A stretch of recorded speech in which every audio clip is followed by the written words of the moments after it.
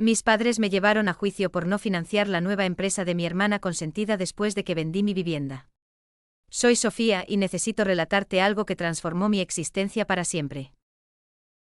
Tras 6 años de economizar cada moneda, laborando jornadas dobles en el Hospital Central y subsistiendo a base de sopas instantáneas más noches de las que deseo recordar, finalmente lo logré, vendí mi vivienda. Debes comprender lo que esto significaba para mí. Durante mi infancia, el dinero siempre fue escaso. Mis padres discutían constantemente por las cuentas, y presencié a mi madre derramar lágrimas por notificaciones de pagos atrasados más veces de las que cualquier pequeño debería. Mi padre se ausentaba por días cuando la presión se tornaba insoportable, dejándonos preguntándonos si alguna vez retornaría. Ese desorden me enseñó una lección: la autonomía financiera no era solo un objetivo, era supervivencia. Cuando cumplí 22 y obtuve mi certificación de enfermería, junté lo suficiente para un anticipo en una pequeña vivienda de una habitación al otro lado de la ciudad. No era gran cosa, apenas 60 metros cuadrados con un grifo que goteaba y vecinos que tocaban música a todo volumen, pero era mía. Cada mes observaba ese estado de cuenta de la hipoteca y sentía una increíble mezcla de satisfacción y temor. Satisfacción porque estaba logrando algo que mis padres nunca consiguieron, y temor porque un pago fallido podría arruinar todo por lo que había luchado. La agente inmobiliaria, Laura, me contactó al hospital un martes por la tarde. Sofía, no lo vas a creer, pero recibimos una oferta por $185,000. Comprador en efectivo sin condiciones. Tuve que sentarme en la sala de descanso. Había adquirido el lugar por $87,000 hace 6 años y, con todas las mejoras que había realizado, pisos nuevos, cocina renovada, pintura fresca en todas partes, se había valorado exactamente por lo que ofrecían. Tras saldar la hipoteca restante y todas las comisiones, me quedé con $94,500 en mi cuenta corriente. Era más dinero del que había visto reunido en toda mi vida. Esa noche me senté en mi vivienda vacía con comida china para llevar, contemplando el saldo de mi banco en la pantalla de mi teléfono. Por primera vez en mucho tiempo sentí que podía respirar. Verdaderamente respirar. Tenía proyectos para ese dinero, proyectos concretos. No fantasías o anhelos, sino estrategias de inversión bien investigadas. Había estado observando un dúplex al otro lado de la ciudad. Podía habitar una unidad y arrendar la otra. Los ingresos del alquiler cubrirían la mayor parte de la hipoteca, y estaría generando patrimonio mientras otra persona pagaba por ello. Era ideal. Mi familia sabía sobre la venta, por supuesto. Se los había mencionado durante nuestra cena mensual en casa de mamá la semana anterior. Eso es fantástico, querida, había dicho mamá, aunque algo en su tono sonaba peculiar. Papá solo asintió y cambió el tema a algo sobre su empleo en el almacén. Mi hermana menor, Clara, apenas levantó la vista de su celular. Debería haber sospechado entonces que algo se avecinaba. Mi familia nunca permitía que las buenas noticias permanecieran tranquilas. Siempre había un motivo, siempre una manera de complicar las cosas. Pero estaba tan concentrada en mi porvenir, tan orgullosa de lo que había conseguido por mi cuenta, que ignoré todas las señales de alerta. El dinero estuvo en mi cuenta de ahorros exactamente 2 semanas antes de que todo se volviera un caos total. 2 semanas después de cerrar la venta, recibí un mensaje de Clara a las 9 de la noche un viernes: reunión familiar mañana a las 2. Proyecto empresarial importante. No llegues tarde. Miré el mensaje sintiendo ese nudo familiar en el estómago. Clara nunca había mostrado interés en nada relacionado con negocios. Tenía 24 años, aún vivía en casa con un título en artes visuales que apenas había utilizado desde que se graduó hace 2 años. Mientras yo trabajaba 60 horas a la semana para costear la escuela de enfermería, Clara tomaba clases de cerámica y pasaba veranos viajando por Europa con el dinero de mamá y papá. El sábado por la tarde entré a mi casa de la infancia para encontrar a Clara parada frente a un caballete con carteles cubiertos de recortes de revistas y fotos impresas. Llevaba un vestido etéreo que probablemente costaba más que mi presupuesto mensual de comida. Su cabello impecablemente peinado, aunque eran las 2 de la tarde de un fin de semana. Por fin, exclamó aplaudiendo. Sofía, te va a encantar esto. He descubierto mi propósito. Mamá y papá se sentaron en el sofá, mirando a Clara como si estuviera a punto de anunciar que había ganado la lotería. Esto no era nuevo. Clara siempre había sido su niña prodigio, la creativa, la que tenía potencial. Yo era solo la hija práctica que saldaba sus propias cuentas. Voy a abrir una exposición artística, anunció Clara volteando a su primer cartel. No cualquier exposición, un espacio boutique en el distrito de las artes del centro. Ya encontré el lugar perfecto. El cartel estaba cubierto con imágenes de exposiciones de revistas de arte, todas con paredes blancas elegantes e iluminación dramática. Clara había recortado fotos de esculturas y pinturas que parecían costosas, pegándolas alrededor de imágenes de personas bien vestidas sosteniendo copas de vino. Clara, eso es maravilloso, dijo mamá entusiasmada. Cuéntanos más sobre tu plan empresarial. Clara se lanzó a lo que claramente consideraba una presentación profesional. Había investigado precios de alquiler para espacios de exposición. El que quería costaba $8,000 al mes. Necesitaba fondos para renovaciones, para crear la atmósfera adecuada. Luego estaba el inventario. Planeaba presentar artistas locales, pero solo después de curar una colección de piezas reconocidas para atraer público. La cuestión es, continuó Clara, su voz adoptando ese tono implorante que recordaba de la infancia cuando quería algo, este tipo de oportunidad no espera. El espacio que deseo tiene 3 otras personas interesadas. Necesito actuar rápido. Papá se inclinó hacia adelante. ¿De cuánto estamos hablando en total? Para el primer año, incluyendo alquiler, renovaciones, inventario inicial, seguro y marketing, necesito $120,000, dijo Clara como si estuviera pidiendo un sándwich, completamente despreocupada por una suma de dinero que me tomaría 3 años ahorrar. Mamá y papá intercambiaron una mirada. Cariño, eso es mucho dinero, dijo papá con cautela. Pero es una inversión en mi futuro, insistió Clara. Y no es como si pidiera limosna. Esta exposición será rentable en 6 meses. He investigado. Volteó a otro cartel mostrando un gráfico dibujado a mano con ganancias proyectadas que parecían ascender como un cohete. Su investigación de mercado consistía en buscar en Google exposiciones exitosas y asumir que inmediatamente capturaría su clientela. El mercado del arte está en auge, explicó Clara. Las personas con recursos siempre buscan la próxima gran novedad. Tengo talento para identificar piezas que aumentarán de valor. Observé toda esta presentación sintiendo como si estuviera en una realidad paralela. Clara nunca había vendido nada en su vida, nunca había manejado un presupuesto, nunca había tratado con clientes difíciles ni gestionado inventario o regulaciones comerciales. Sin embargo, ahí estaba, absolutamente convencida de que sería la próxima gran figura en el mundo del arte. Lo aterrador no era la fantasía de Clara, era la forma en que mamá y papá la miraban, como si ya estuvieran persuadidos de que esto funcionaría.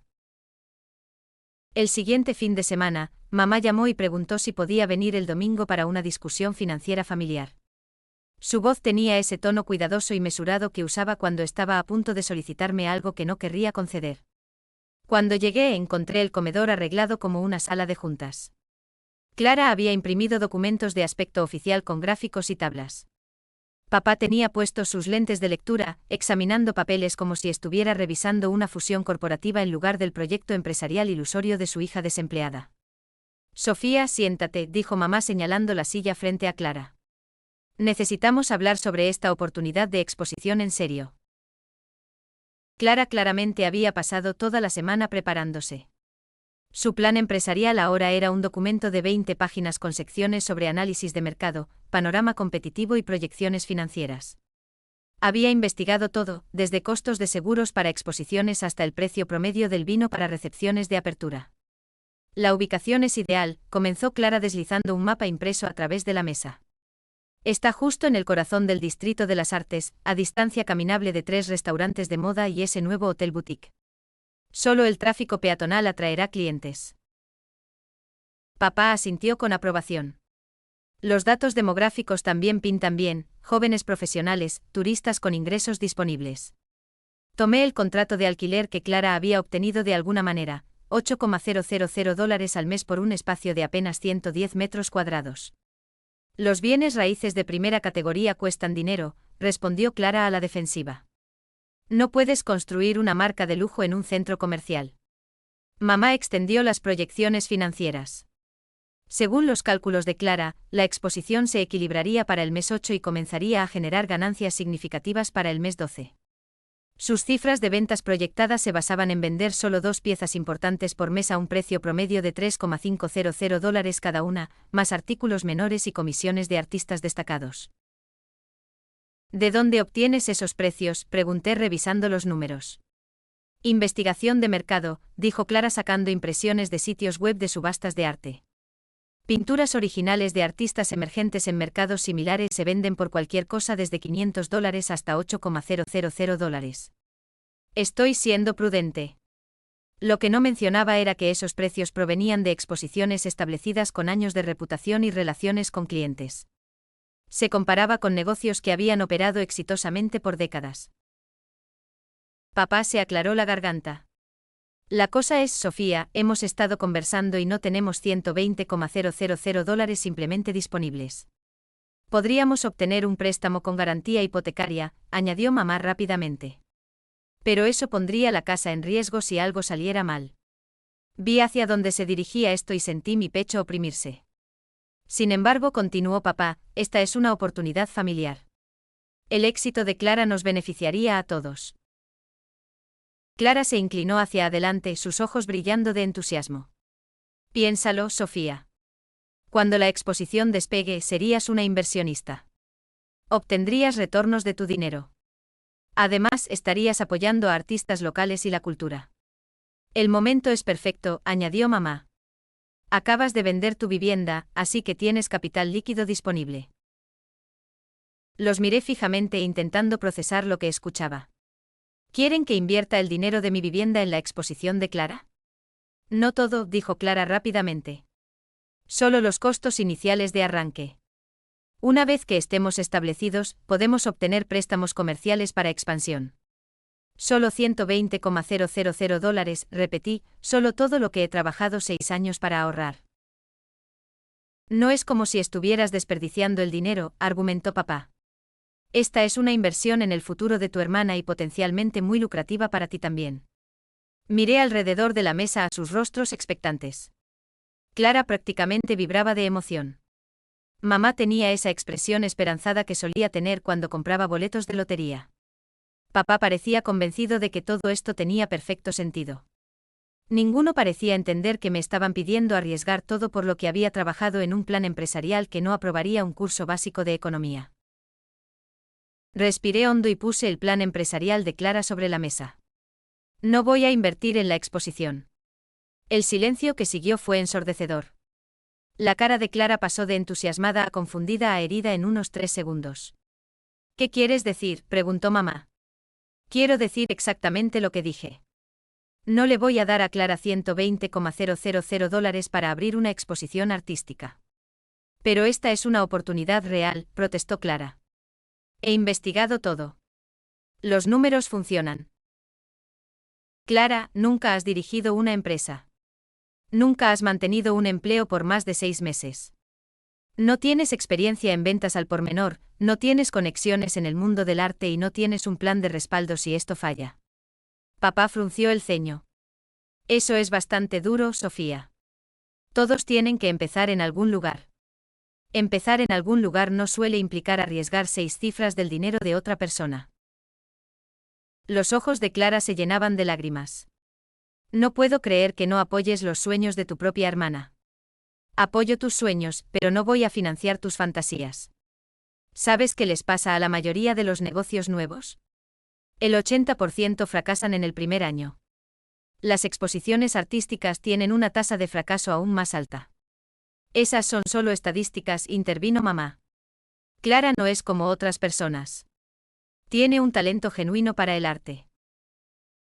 Tener talento para el arte y dirigir una empresa rentable son cosas completamente distintas. Clara, ¿alguna vez has negociado con proveedores, atendido quejas de clientes, presentado impuestos comerciales? Clara cruzó los brazos a la defensiva. Puedo aprender todas esas cosas. Con mi dinero como tu red de seguridad si no puedes. No es solo tu dinero, dijo papá, su voz tornándose cortante. Eres parte de esta familia. A veces los miembros de la familia se apoyan mutuamente. Sentí esa furia familiar creciendo en mi pecho, la misma sensación que tenía de niña cuando le daban a Clara todo lo que quería mientras me decían que debía ser más responsable. Apoyarse mutuamente. Papá, cuando estaba en la escuela de enfermería trabajando 2 empleos para pagar la colegiatura, ¿alguien en esta familia ofreció ayudarme? Cuando comía sándwiches de mantequilla de maní para la cena para cumplir con los pagos de mi vivienda, ¿alguien ofreció ayudarme? He estado sosteniéndome sola por 6 años y ahora que finalmente he prosperado, ¿quieren que lo entregue todo? Eso es diferente, dijo mamá. Elegiste una carrera práctica. Siempre ibas a estar bien. Estoy bien porque hice sacrificios, porque trabajé 70 horas a la semana, viví en una vivienda modesta y manejé un auto con 320,000 kilómetros. Clara ha estado viviendo aquí sin pagar alquiler por 2 años mientras yo construía mi vida. Clara estaba llorando ahora. Entonces, ¿me estás castigando por ser creativa en lugar de aburrida? No te estoy castigando. Me niego a habilitarte. Si esta exposición es tan segura, consigue un préstamo comercial. Lo intentamos, admitió papá. El banco exige garantías y experiencia comercial. Clara no califica. Entonces, tal vez eso es el mercado diciéndote algo. O tal vez es solo un sistema que no apoya a jóvenes emprendedores innovadores, replicó Clara. Me levanté de la mesa. Esta conversación terminó. No voy a invertir en la exposición y no voy a cambiar de opinión. Sofía, espera, gritó mamá mientras me dirigía a la puerta. ¿No crees que estás siendo un poco egoísta? Me giré para enfrentarlos. Egoísta. Trabajé 6 años para ahorrar este dinero. Tengo planes para él, planes reales que asegurarán mi futuro. Y piensan que soy egoísta por no entregárselo para financiar el proyecto artístico de crisis de mediana edad de Clara. No es una crisis de mediana edad, sollozó Clara. Es mi pasión. Entonces encuentra una forma de financiar tu pasión que no implique arruinar a tu hermana. Salí de esa casa sabiendo que acababa de iniciar una guerra. Lo que siguió fue el mes más agotador de mi vida. Mi familia lanzó una campaña coordinada que habría impresionado a estrategas militares. Comenzó con los viajes de culpa. Mamá me llamó al trabajo 3 veces la primera semana, llorando sobre cómo Clara estaba devastada y cómo yo estaba aplastando sus sueños. Se lanzaba a historias sobre cómo Clara siempre había sido una niña tan sensible y artística, y cómo esta exposición era su oportunidad de encontrar su lugar en el mundo. ¿No entiendes lo que el rechazo le hace a las personas creativas?, sollozó mamá por teléfono durante mi almuerzo el martes. Clara no ha comido en 2 días.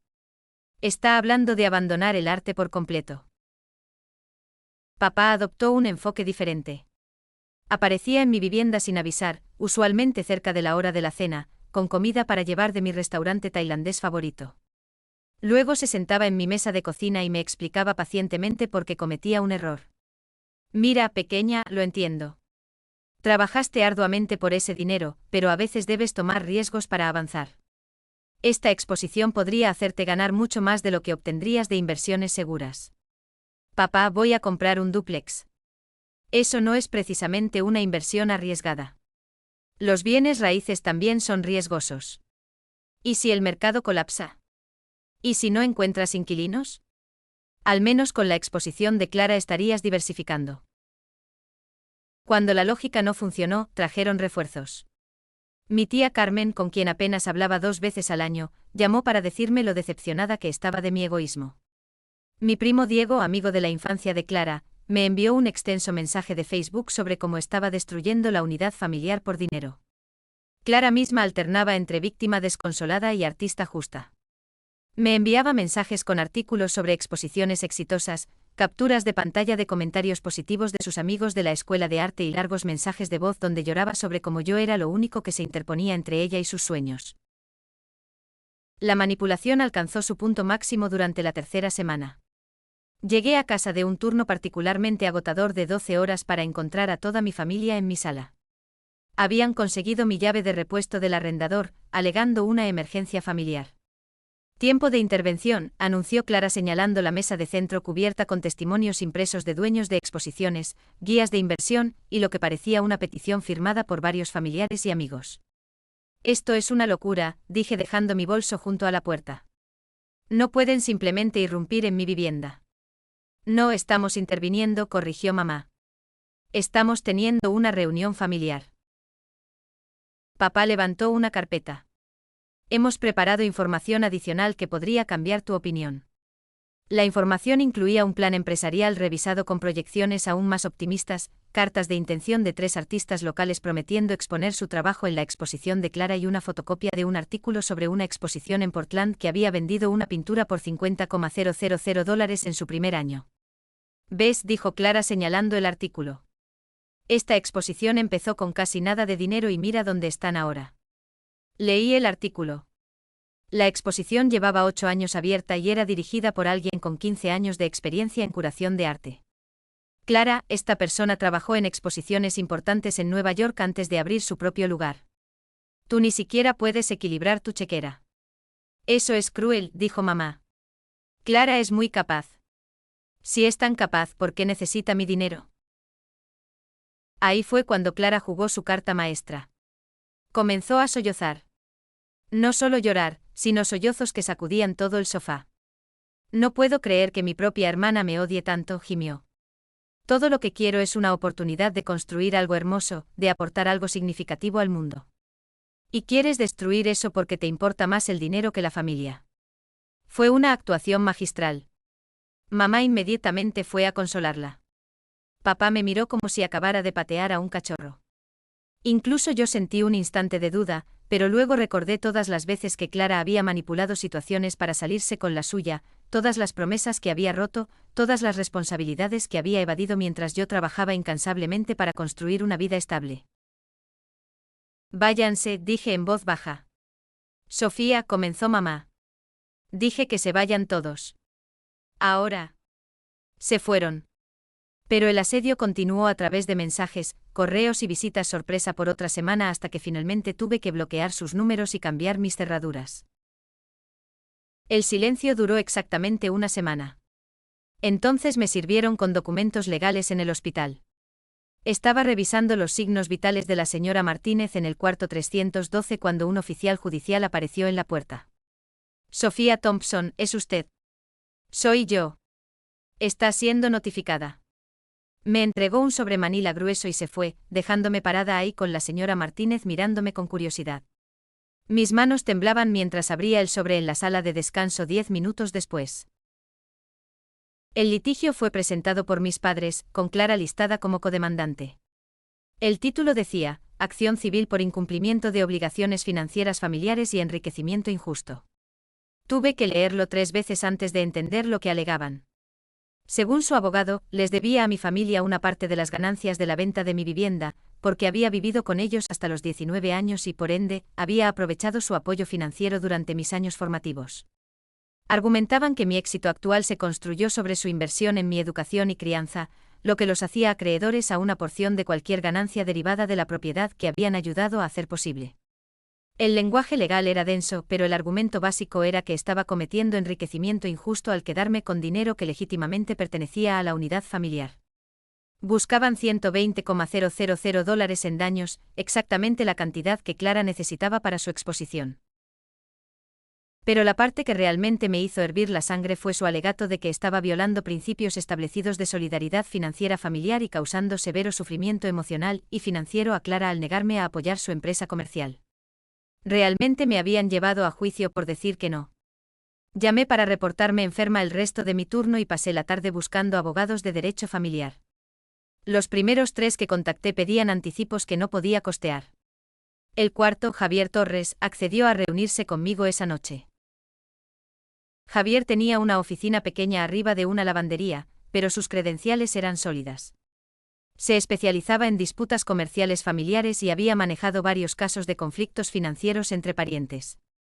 He visto esto antes, dijo revisando el litigio. Familias desesperadas a veces presentan demandas frívolas esperando presionar a alguien para que llegue a un acuerdo. Los argumentos legales aquí son bastante endebles. ¿Endebles cómo? Bueno, están alegando que vivir con tus padres hasta los 19 creó alguna obligación financiera. Así no funciona la ley. Los padres tienen la obligación legal de sostener a sus hijos menores, no al revés. E incluso si hubieras recibido algún beneficio, tendrían que probar que ese beneficio se otorgó con la expectativa de reembolso futuro. Pasó las páginas. También están reclamando daños emocionales por tu negativa a invertir en la empresa de tu hermana. Eso es básicamente intentar demandarte por tomar una decisión financiera personal que no les agrada. Entonces esto será desestimado probablemente, pero aún debes defenderte contra ello. Y frívolas o no, las demandas son costosas y estresantes. Tu familia cuenta con esa presión para hacerte ceder. Javier me cotizó un anticipo de $5,000 que cubriría la respuesta inicial y, con suerte, lograría que el caso fuera desestimado rápidamente. Si iba a juicio, los costos podrían ascender a $20,000 o más. Hay algo más que deberías saber, dijo Javier mientras me iba. Investigué al abogado de tus padres. No es precisamente de primera categoría. Esto parece alguien dispuesto a presentar documentos cuestionables por una tarifa rápida. Esa noche me senté en mi vivienda vacía calculando costos. La defensa legal consumiría mi anticipo para el dúplex, pero no podía permitir que mi familia me intimidara a través del sistema judicial.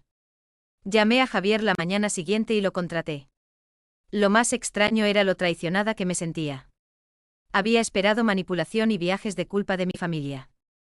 Eso no era nuevo, pero llevarme a juicio, acusarme de robar dinero que nunca fue suyo, eso cruzó una línea que nunca pensé que cruzarían. Mientras firmaba el acuerdo de anticipo, me di cuenta de que esto ya no se trataba solo de la exposición de Clara. Se trataba de si iba a permitir que mi familia controlara mi vida para siempre o finalmente establecer límites significativos. Habían escalado esta pelea a un lugar donde alguien iba a perder todo. Mi intención era asegurarme de que no fuera yo. Javier no bromeaba cuando dijo que construir una defensa sería extenuante. Durante los siguientes 2 meses, recopilamos cada documento financiero de mi vida adulta para probar mi independencia y autosuficiencia. Tuve que desenterrar estados de cuenta bancarios de mi primera cuenta corriente a los 19, mostrando depósitos de mi trabajo de medio tiempo en una tienda de suministros médicos mientras estaba en la escuela de enfermería. Documentamos cada pago de colegiatura que había hecho, cada cheque de alquiler, cada pago de auto. Javier quería crear una cronología irrefutable, demostrando que me había sostenido desde el momento en que dejé la casa. Mientras más sólida hagamos tu prueba de independencia, más absurdos parecen sus reclamos, explicó durante una de nuestras reuniones semanales. Lo que me sorprendió fue la cantidad de evidencia que tenía. Siempre había sido meticulosa con mis registros, pero verlo todo expuesto fue revelador. En 6 años había pagado más de $180,000 en gastos de vida, colegiatura y costos de la vivienda enteramente por mi cuenta. La única ayuda financiera que había recibido de mis padres fue permitirme vivir en casa hasta los 19, algo que millones de padres hacen sin esperar reembolso. El hallazgo más interesante vino cuando Javier citó los registros financieros de mis padres como parte del proceso de descubrimiento. Resultó que habían tomado un préstamo personal de $35,000 para financiar el litigio de Clara y su intento de apertura de exposición. Están más desesperados de lo que pensé, dijo Javier revisando los estados de cuenta bancarios. Ya han pedido prestado contra su casa para pagar esta demanda y darle a Clara capital inicial. Mientras construíamos nuestro caso, vi los sueños de exposición de Clara desarrollarse en tiempo real a través de las redes sociales. A pesar de no tener mi inversión, había convencido a mis padres de financiar una versión reducida de su plan empresarial. En lugar de la ubicación premium del Distrito de las Artes, alquiló un local estrecho en un centro comercial a 20 minutos del centro. El alquiler mensual era $2,400 en lugar de $8,000, pero el tráfico peatonal era prácticamente inexistente. El espacio había sido una librería de libros usados, y Clara pasó semanas intentando transformarlo en algo que se asemejara a una exposición adecuada. Sus publicaciones de Instagram documentaron el proceso, fotos de ella pintando paredes de blanco, ensamblando iluminación de riel de una tienda de mejoras para el hogar y arreglando muebles disparejos comprados de segunda mano. Se esforzaba tanto por crear una atmósfera sofisticada en un espacio que nunca lo permitiría. La gran apertura ocurrió un jueves por la noche en octubre. No asistí, obviamente, pero Clara publicó docenas de fotos. El evento parecía patético, tal vez 15 personas en total, la mayoría amigos de la familia que habían ido por compromiso. El arte era una colección de piezas de estudiantes locales de colegios comunitarios y algunos paisajes que Clara había comprado en exposiciones en línea. En un mes quedó claro que la exposición estaba fracasando. Las publicaciones de Clara en redes sociales pasaron de dueña de negocio entusiasmada a propuestas de venta cada vez más desesperadas. Comenzó a ofrecer descuentos especiales y promociones por tiempo limitado en piezas que no se vendían. La ironía no se me escapó. Mientras Clara luchaba por atraer clientes a su exposición mal ubicada, yo estaba buscando una propiedad con un préstamo preaprobado y una estrategia de inversión clara. El dúplex que había estado considerando aún estaba disponible, y el mercado de alquiler en ese vecindario era lo suficientemente robusto para cubrir la mayoría de mis pagos de hipoteca. Javier me mantuvo al tanto del frente legal. El abogado de mis padres había intentado varios movimientos procesales para prolongar el caso, probablemente esperando que los crecientes costos legales me obligaran a negociar. Pero Javier estaba preparado para estas tácticas. Están tanteando el terreno, explicó. Saben que su caso es débil, así que esperan que algo en el descubrimiento les dé ventaja. El proceso de descubrimiento fue invasivo, pero al final trabajó a nuestro favor. Cada documento que presentamos respaldaba nuestra narrativa. Era una adulta financieramente independiente que había trabajado arduamente por todo lo que poseía. Mientras tanto, los registros financieros de mis padres pintaban una imagen de padres que se habían sobreextendido para financiar tanto la empresa comercial de Clara como un litigio frívolo. Habían pedido prestado contra su casa, agotado tarjetas de crédito y tomado préstamos personales, todo para evitar aceptar que su hija adulta había tomado una decisión razonable al no financiar la idea comercial arriesgada de su hermana. 3 meses después de ser notificada, me sentía más segura sobre el caso legal que sobre mis relaciones familiares. El litigio había destruido cualquier posibilidad de reconciliación, pero también había aclarado algo crucial: esta gente estaba dispuesta a intentar destruir mi seguridad financiera para obtener lo que querían. Esa revelación me hizo más decidida que nunca a ganar. El juicio estaba programado para un martes por la mañana en febrero, 8 meses después de que el litigio inicial fuera presentado. Me tomé el día libre del trabajo y me reuní con Javier en el juzgado a las 8 de la mañana para prepararme para lo que prometía ser una audiencia directa. Esto es básicamente una moción para desestimar con argumentos orales, explicó mientras pasábamos por seguridad. El juez escuchará ambos lados y decidirá si sus reclamos tienen algún mérito legal. Si estamos en lo correcto sobre esto siendo frívolo, debería concluir rápidamente. La sala del tribunal era más pequeña de lo esperado, con unos 30 asientos para observadores. Mis padres y Clara ya estaban ahí con su abogado, un hombre delgado en un traje mal ajustado que parecía preferir estar en cualquier otro lugar. Clara se había vestido para la ocasión con lo que asumí era su versión de atuendo profesional, un vestido negro con joyería llamativa que parecía más apropiada para una apertura de exposición artística que para un tribunal. Mamá llevaba su vestido de iglesia, y papá tenía puesto el mismo traje que usó en mi graduación de la escuela de enfermería. La jueza Elena Vargas llamó el caso a las 9:15 de la mañana. El abogado de mis padres, Carlos Méndez, se levantó primero para presentar su caso.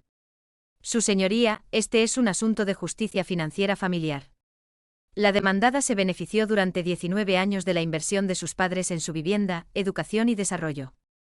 Vivió sin pagar alquiler, recibió alimentos, servicios públicos y apoyo familiar que le permitió ahorrar dinero y eventualmente adquirir bienes raíces.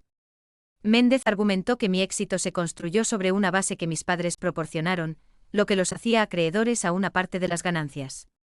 Alegó que mi negativa a ayudar a Clara constituía un trato de mala fe dentro de una sociedad financiera familiar. La hija de los demandantes necesita $120,000 para iniciar una empresa comercial legítima que beneficiaría a toda la unidad familiar. La negativa de la demandada a proporcionar estos fondos, a pesar de tener los medios, representa un incumplimiento del acuerdo implícito de apoyo familiar que existió durante sus años formativos. La jueza Vargas parecía escéptica. Está argumentando que los hijos adultos tienen una obligación legal de financiar las empresas comerciales de sus hermanos. Estamos argumentando que en este caso específico, dada la historia de la familia de apoyo mutuo y la capacidad de la demandada para pagar, su negativa constituye enriquecimiento injusto. Era el turno de Javier. Se levantó y fue directo al grano.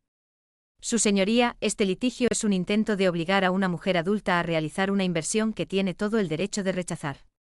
Los demandantes están esencialmente argumentando que, porque cumplieron su obligación legal de albergar y alimentar a su hija menor, esa hija ahora les debe dinero 25 años después. Javier presentó nuestra cronología de mi independencia financiera, mostrando a la jueza documentación de cada pago que había hecho desde que dejé la casa. La señora Thompson ha sido completamente autosuficiente durante 6 años. Trabajó en múltiples empleos para pagar la escuela de enfermería, ahorró diligentemente para comprar su vivienda y mantuvo esa propiedad con sus propios ingresos.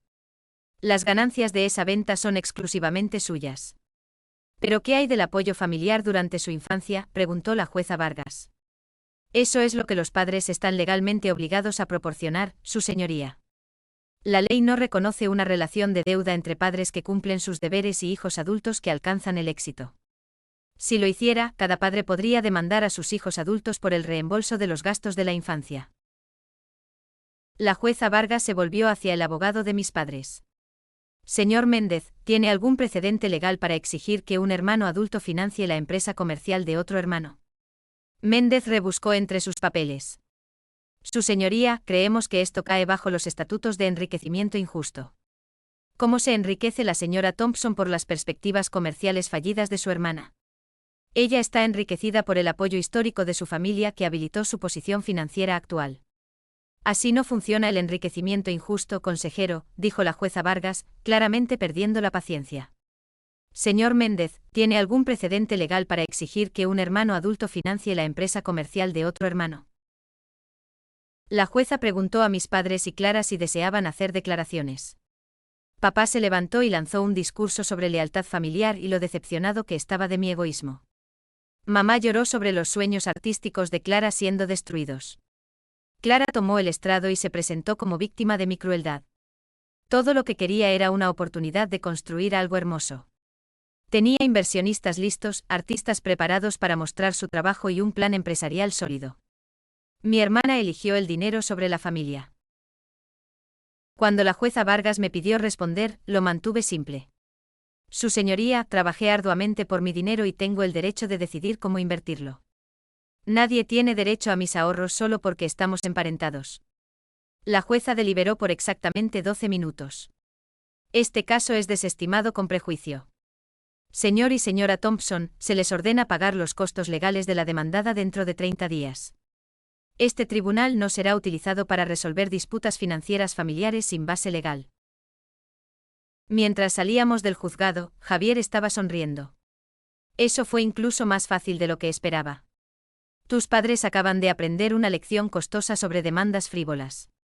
Me sentí aliviada, pero también vacía.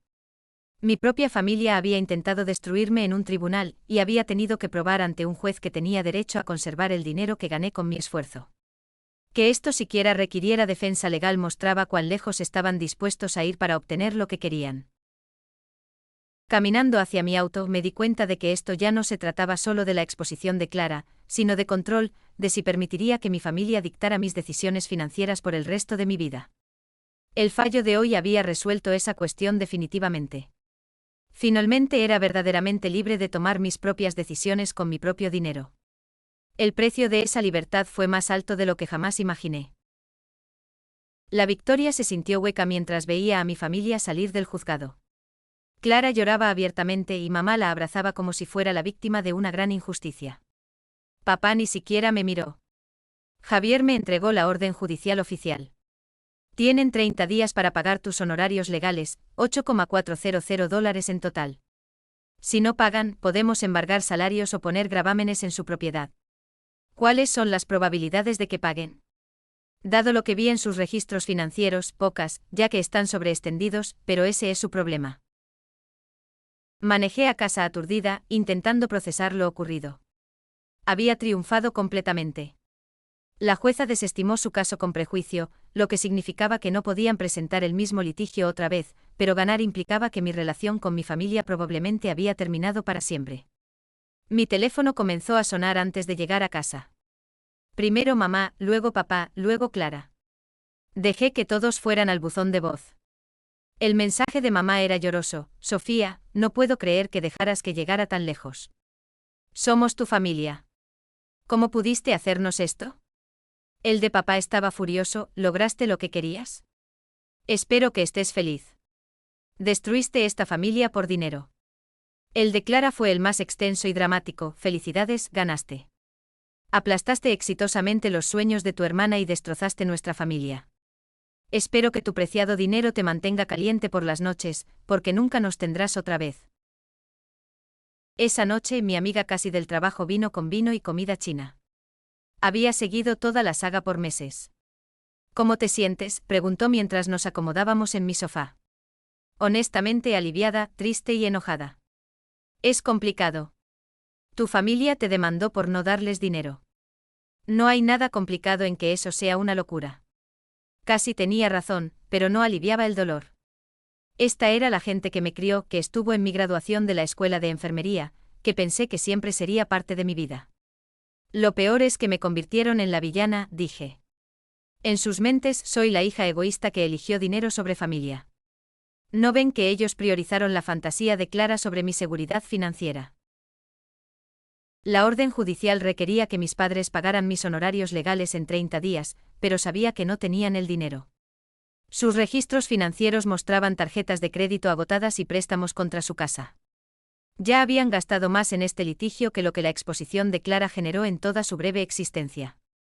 3 semanas después, Javier llamó con una actualización: están solicitando un plan de pagos. Quieren pagar tus honorarios legales a $200 por mes. Eso tomaría más de 3 años. Exactamente. Puedes aceptarlo o proceder con el embargo de activos. Dada su situación financiera, probablemente no puedan conseguir una suma global. Acepté el plan de pagos. Había terminado de pelear con ellos y no quería ser responsable de que perdieran su casa. Pero la verdadera consecuencia del litigio no fue financiera, fue la ruptura total de las relaciones familiares.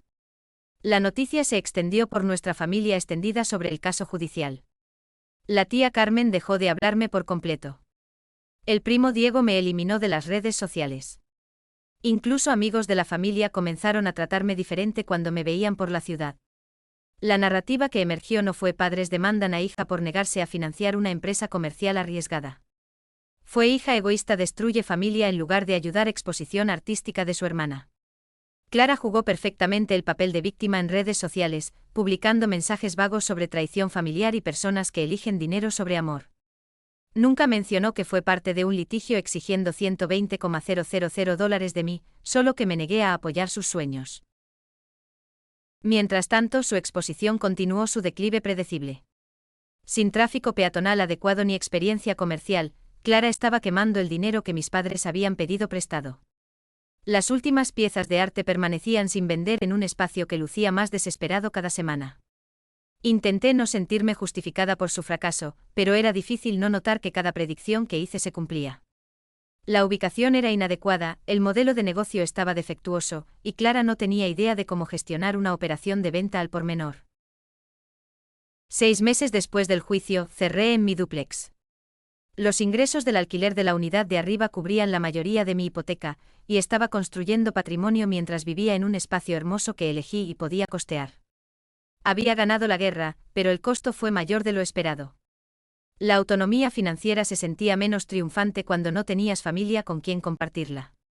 Aún así, cada mes al hacer mi pago de hipoteca y depositar el cheque de alquiler de mi inquilino, sabía que tomé la decisión correcta.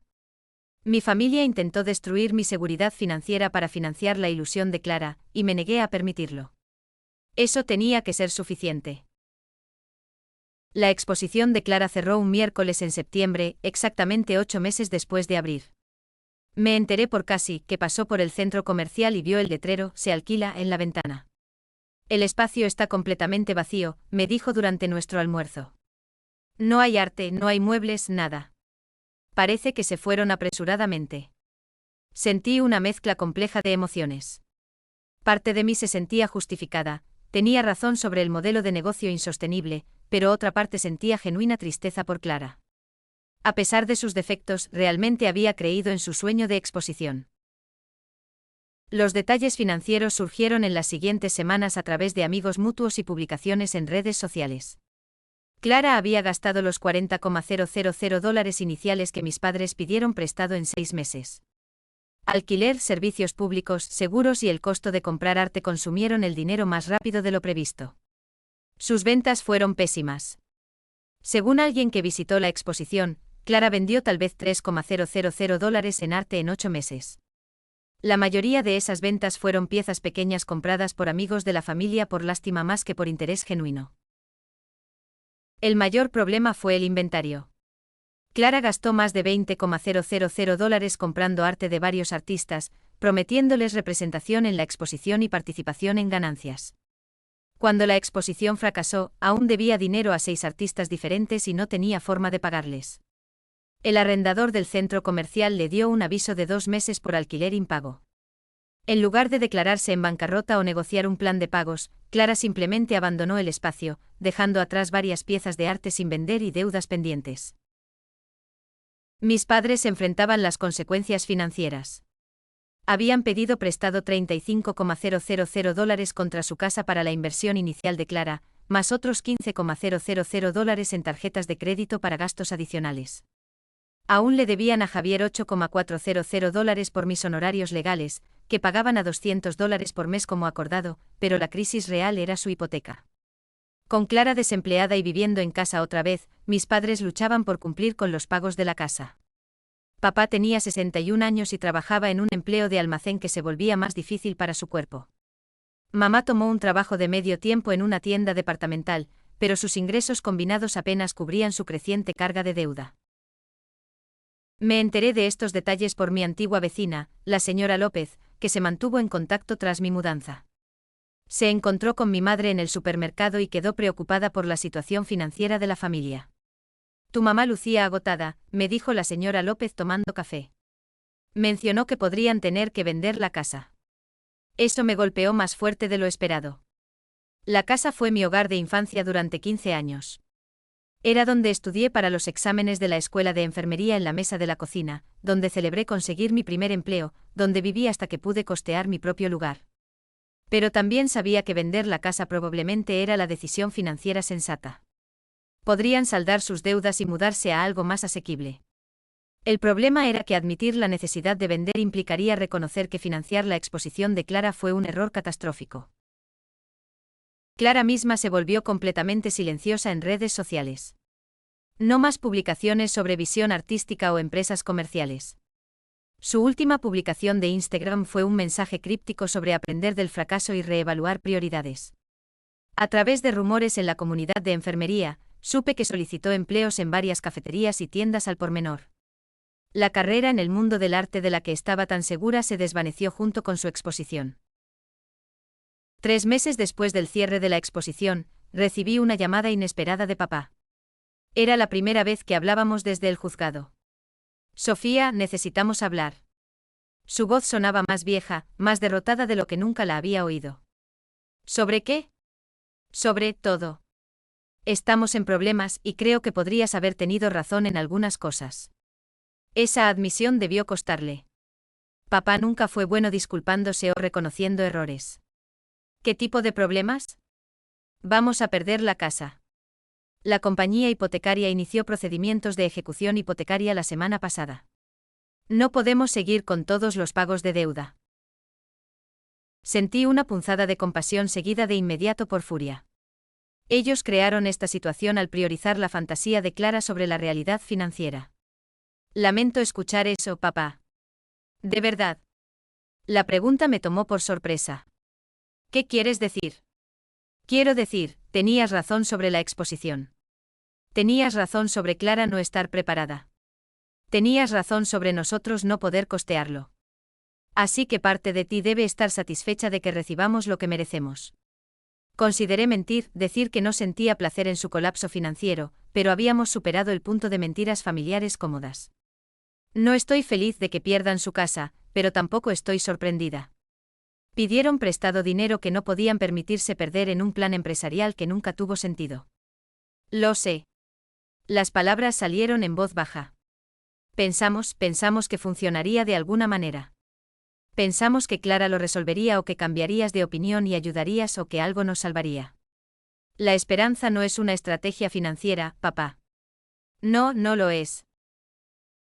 La llamada de papá fue solo el comienzo. Durante las siguientes 2 semanas, mi familia lanzó lo que solo puedo describir como una campaña de reconciliación diseñada para ablandarme para la verdadera petición. Mamá llamó primero, su voz temblorosa y disculpándose. Sofía, cariño, sé que cometimos errores. El litigio estuvo mal y lamento haberte puesto por eso. La familia no debería pelear por dinero. Habló sobre cuánto me extrañaba, lo vacía que se sentía la casa sin mis visitas, como lamentaba que las cosas se salieran de control. Fue una actuación magistral que podría haber funcionado si no hubiera soportado meses de manipulación. Clara vino después, enviando una carta escrita a mano a mi dúplex. La carta eran 3 páginas de disculpas cuidadosamente redactadas, mezcladas con sutil autojustificación. Lamentaba el litigio, lamentaba el conflicto familiar, pero quería que entendiera que su sueño de exposición vino de una pasión artística genuina. Sé que no estaba lista para el aspecto comercial, escribió. Fui ingenua sobre lo que tomaría tener éxito, pero el sueño en sí no estaba mal, solo el momento y la ejecución. La carta concluía con una invitación a almorzar, solo para hablar y empezar a sanar nuestra relación. Tiré la carta a la basura. La campaña se intensificó cuando notaron que no respondía a apelaciones emocionales. La tía Carmen llamó alegando que estaba mal informada sobre el conflicto familiar y quería escuchar mi versión. El primo Diego envió un mensaje de Facebook sobre cuánto valoraba la unidad familiar, pero la desesperación real se hizo evidente cuando la señora López me llamó al trabajo. Tus padres vinieron a mi casa ayer preguntando por tu horario laboral, dijo. Querían saber a qué hora llegabas a casa y si estabas saliendo con alguien. Fue extraño. ¿Extraño cómo? Como si estuvieran planeando algo. Tu madre seguía preguntando si creía que parecías solitaria viviendo sola. Esa noche llegué a casa y encontré a toda mi familia sentada en su auto en mi entrada. Cuando me vieron, se bajaron y se acercaron a mi puerta principal como una delegación. Solo queremos hablar, dijo mamá antes de que pudiera protestar. 5 minutos. Eso es todo. Contra mi mejor juicio, los dejé entrar. Se acomodaron en mi sofá como si estuvieran organizando una intervención, con Clara luciendo apropiadamente arrepentida y mis padres con sus expresiones más serias. Hemos reflexionado mucho, comenzó papá, sobre la familia, el dinero, las prioridades. Nos damos cuenta de que manejamos todo mal, añadió mamá. La presión, el litigio, todo. Solo estábamos tan asustados de perder la casa y decepcionar a Clara. Clara habló, su voz cuidadosamente modulada. Asumo toda la responsabilidad por el fracaso de mi negocio. No estaba preparada, y dejé que mis emociones anularan el sentido común. La exposición fue un error. Escuché sus discursos cuidadosamente ensayados, esperando la verdadera intención de su visita. La cosa es, continuó papá, estamos en una situación financiera muy complicada. La ejecución hipotecaria avanza, y probablemente perderemos la casa en 60 días. Pero hemos aprendido de nuestros errores, dijo mamá rápidamente. No te pedimos que nos rescates o des dinero. Sabemos que no lo merecemos después de todo lo sucedido. Clara se inclinó hacia adelante con sinceridad. Solo queremos recuperar a nuestra familia. Queremos reconstruir relaciones y confianza. Continuaron hablando sobre sanación familiar y aprender de errores, pero podía sentir la agenda subyacente. Finalmente papá llegó al punto. Hemos estado viendo lugares más pequeños para alquilar y encontramos un dúplex muy bonito al otro lado de la ciudad. El problema es que el arrendador quiere el primer mes, el último mes y un depósito de seguridad por adelantado, unos $4,500 en total. Ahí estaba. Nos preguntábamos, dijo mamá con cautela, si podrías considerar cofirmar el contrato de arrendamiento. No pagar nada, solo cofirmar para que aprueben nuestra solicitud. Clara añadió, realmente nos ayudaría a recuperarnos sin pedirte dinero directamente. Los miré fijamente, atónita por su audacia. Me habían demandado por $120,000, pasado un año intentando destruir mi seguridad financiera y ahora querían que cofirmara un contrato de arrendamiento que me haría legalmente responsable de sus pagos de alquiler. ¿Quieren que confirme un contrato de arrendamiento?, dije lentamente. Para personas que acaban de demostrar que no pueden manejar dinero responsablemente. Hemos aprendido la lección, insistió papá. Esta vez será diferente. Si han aprendido la lección, no necesitarán un confirmante. Sofía, por favor, dijo mamá, empezando a llorar. No tenemos a dónde recurrir. Perderemos todo. Ya perdieron todo cuando decidieron demandarme. En lugar de aceptar que la exposición de Clara fue una mala inversión, la humildad cuidadosamente construida de Clara se derrumbó. Entonces, ¿vas a dejar que nos quedemos sin hogar? ¿Tu propia familia? No se quedarán sin hogar. Enfrentarán las consecuencias de sus decisiones financieras, lo que podría incluir alquilar un lugar más económico que no requiera un confirmante. Me levanté indicando que la conversación había terminado. No voy a confirmar nada. No prestaré dinero, y no soy responsable de arreglar el desastre que crearon. Se fueron sin despedirse y supe que este intento de reconciliación fue su última jugada desesperada. 2 semanas después, la señora López me llamó para decirme que se mudaron de la casa en medio de la noche sin dejar una dirección de reenvío. Han pasado 2 años desde esa confrontación final en mi sala, y mi vida se ha transformado de maneras que nunca anticipé. Escribo esto desde el solarium de mi dúplex, donde he establecido un pequeño espacio de oficina con vista al jardín que planté la primavera pasada. La estrategia de inversión que planeé desde el inicio funcionó exactamente como esperaba. Mi inquilino de arriba, Diego, es un estudiante de posgrado que paga $1,200 mensuales de alquiler, lo que cubre la mayoría de mi pago de hipoteca. El patrimonio que estoy construyendo, combinado con los ingresos del alquiler, me ha dado una seguridad financiera que nunca creí posible.